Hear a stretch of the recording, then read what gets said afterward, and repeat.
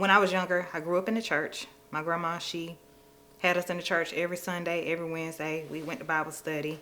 But as we got older, we kind of shied away from going to church because it was forced upon us. Like, it wasn't necessarily like a want. And when it's kind of forced on you to go to church, it kind of ruins the need of wanting to go. So I kind of experienced that. And as I grew older, church wasn't necessarily a thing that I enjoyed doing. So I went off to college. I used to party, go to the club, hang out with friends, drink, smoke marijuana, you name it, I was doing it. And then I got pregnant with my daughter, so that ended up bringing me back home my sophomore year. I was out and about, living the life that I wanted to live and doing the things that I wanted to do because I had the funds for it. My daughter was well taken care of. From the outside looking in, it was as if my life was good. I was on vacation 4 times a year, going out the country, on Snapchat, Instagram, Facebook, living my life. I had the body, I had the men, everything that a girl wants, I had it. So I was under the impression that I was living a life that was pleasing to God. This man that I was dating at the time, he ended up putting me on a first class flight and flew me to where he was at, and everything was on him. Like, we went to designer shops, Louis Vuitton, Chanel, anything that I wanted, I could have it. Nothing was free. And initially, I had to give my body up. But it got to the point where I would go see him and I would come away feeling empty. Like, I didn't feel like my cup was being filled.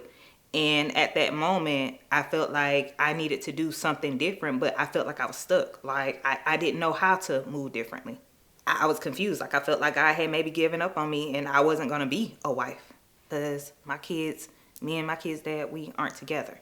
So I kind of felt like, maybe I had messed up in life because I had kids out of wedlock. So maybe, God wasn't pleased by that lifestyle.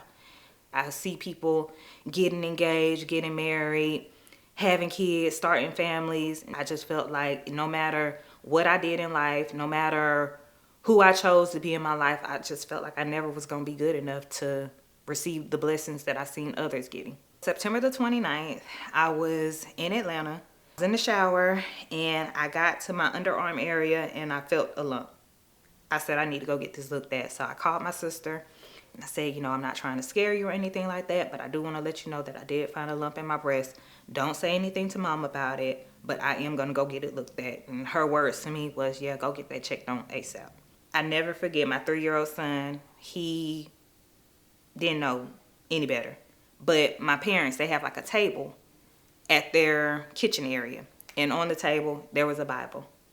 And my son brought that Bible to me as I was laying there crying my eyes out. And he said, Mommy, read your Bible, pray every day. And it was like that snapped me out of it. I'm ready to be a wife. I'm ready to settle down. I'm ready to get out the streets. Like, I don't want to live that life anymore because obviously that life ain't got me anywhere. I want whatever you want for me. And at that moment, I knew that I needed to lock in. God is going to meet you exactly where you are, accept you as you are, and as you grow closer to God, you're going to want to be more like Him.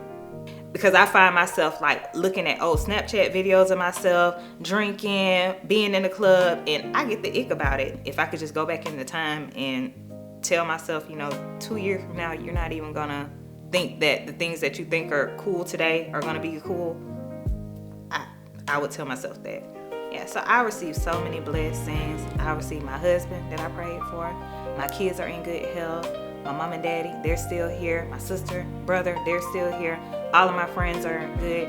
I went through what I went through so they don't have to go through what I went through. And by doing so, they know the goodness of God. Like, they see it in my life and they tell me that all the time. Like, you stayed obedient to God and He's going to continue to bless you, Aisha. So blessings on top of blessings. Continue to trust God and He's going to see a way. And even though you might not see it today, just keep on keeping on and He's going to make a way. The Road Between Us, brought to you by London Mahogany Productions and MSW Productions.